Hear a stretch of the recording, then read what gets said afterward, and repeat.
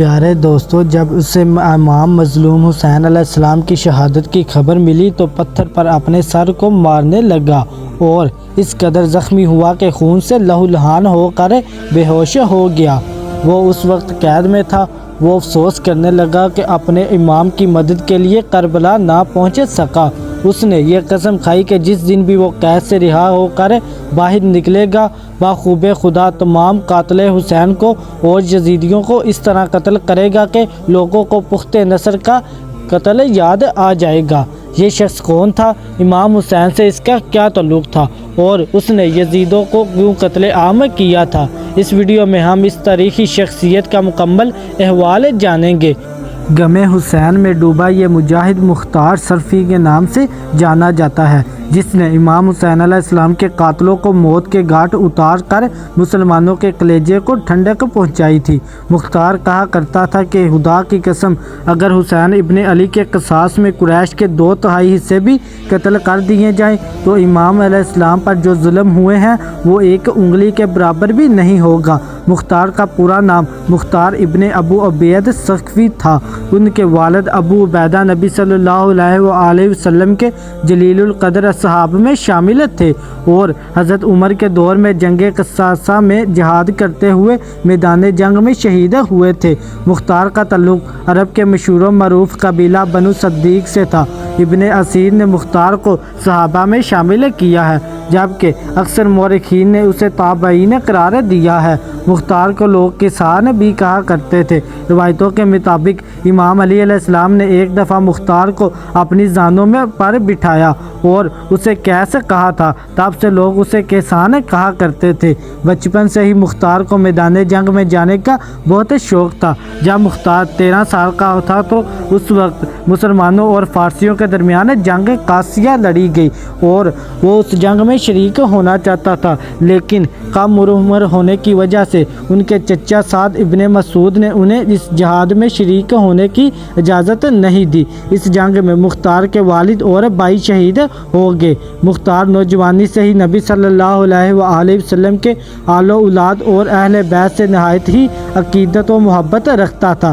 جب یزید بن معاویہ تخت نشین ہوا، اس وقت مختار کوفہ میں تھا۔ جب اسے خبر ملی کہ امام حسین نے یزید کے ہاتھوں پر بیعت کرنے سے انکار کر دیا ہے تو اس نے امام علیہ السلام سے رابطہ کیا اور کوفہ کسرا کے لوگوں کو اس بات پر آمادہ کیا کہ وہ امام علیہ السلام کے ساتھ مل کر بنو امیہ کی حکومت کا تختہ پلٹ دیں۔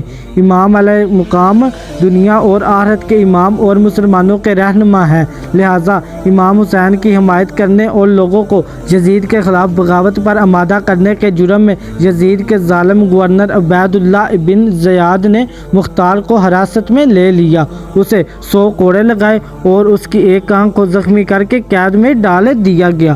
10 محرم سن 61 ہجری کو امام حسین اور آپ کے ساتھیوں کو میدان کربلا میں بے رحمی کے ساتھ شہید کر دیا گیا اور آپ کے سر کو کاٹ کر ابن زیاد کے دربار میں پیش کیا گیا۔ ابن زیاد کے حکم سے مختار کو امام حسین کے سر کو دکھانے کے لیے دربار میں بلایا گیا۔ مختار نے جب امام حسین کے سر مبارک کو دیکھا تو بہت گریہ زاری کرنے لگے اور روتے ہوئے اپنے سر پر مارنے لگا۔ اسی وقت مختار نے اپنے دل میں یہ قسم کھا لی کہ وہ امام کے قاتلین کو چن چن کر مارے گا اور آپ کے اہل و بیت کا قصاص لے کر رہے گا۔ کچھ دنوں بعد ابن زیاد نے مختار کو قید سے رہا کر دیا اور اسے حکم دیا کہ وہ کوفہ سے چلا جائے۔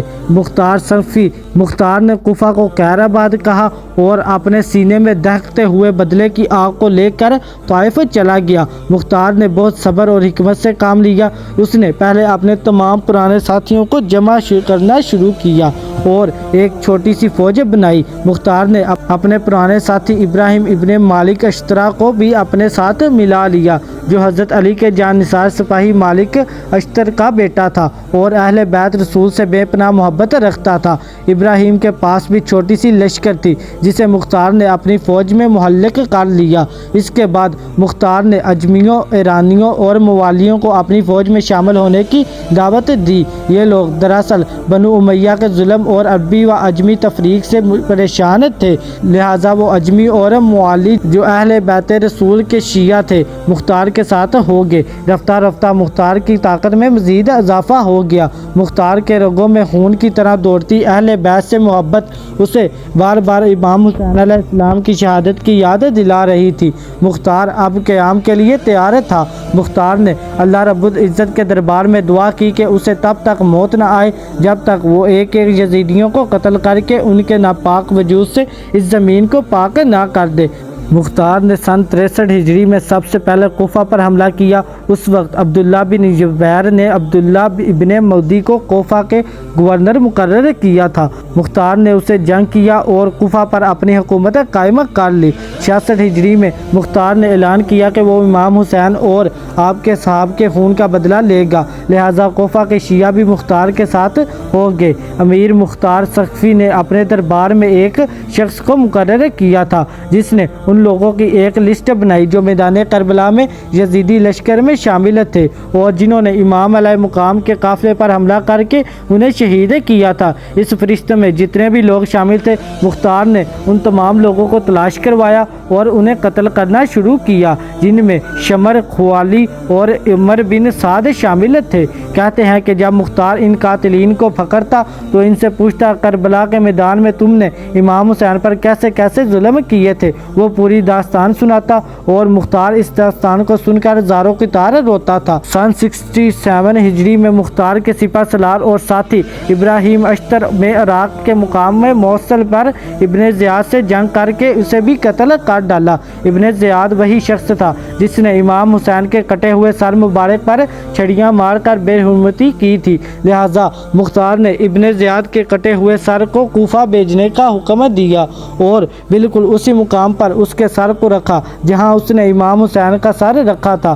ترمذی شریف کی روایت کے مطابق جب ابن زیاد کے سر کو کوفہ کی مسجد میں رکھا گیا تو ایک سانپ ظاہر ہوا اور اس نے ناک کے ایک نوتھے میں داخل ہو کر دوسرے سوراخ سے نکل گیا۔ اس طرح اس سانپ نے 3 دفعہ یہ عمل کیا اور وہاں سے چلا گیا۔ یہ عبرتناک منظر کو اہل کوفہ نے اپنی آنکھوں سے دیکھا۔ اس کے بعد ابن زیاد اور عمر بن سعد کے سروں کو مختار نے امام حسین کے بیٹے امام سجاد علیہ السلام کے پاس مدینہ بھیجا، جسے دیکھ کر آپ نے مختار کے حق میں دعا فرمائی اور روایتوں کے مطابق مختار کے قیام کو امام سجاد کی اجازت اور حمایت حاصل تھی۔ سن 68 ہجری کے بعد مختار کی عمارت کمزور پڑنے لگی اور ابن زبیر کے بھائی مصعب نے کوفہ پر حملہ کر کے مختار کے قلعے کا گھیراؤ کر لیا۔ اس آخری لمحے میں مختار نے غسل کیا، عطر لگائی اور نماز ادا کرنے کے بعد بارگاہ الہی میں شکر بجا لایا کہ اسے اللہ نے اتنی مہلت دے دی کہ اس نے تمام قاتلین حسین کو جہنم میں واصل کر دیا، اب اگر اسے شہید بھی کر دیا جائے تو کوئی غم نہیں۔ یہ کہہ کر وہ قلعے سے باہر آیا اور مصعب کی فوج سے لڑتا ہوا شہید ہو گیا۔ تاریخ میں مختار کی شخصیت کو بنو امیہ اور نصیبوں نے بہت بدنام کرنے کی کوشش کی، لیکن مختار آج ہر محب حسین کے لیے ہیرو ہے، غم حسین سے زخمی دلوں کی ٹھنڈک ہے اور مختار کے چاہنے والے آج تک اس سے شدید عقیدت و محبت رکھتے ہیں جو قاتلین حسین پر موت بن کر گرا۔ اگر آپ کو ہماری آج کی ویڈیو پسند آئی تو ویڈیو کو لائک کریں اور مزید اس طرح کی ویڈیوز دیکھنے کے لیے ہمارے چینل کو سبسکرائب کر لیں۔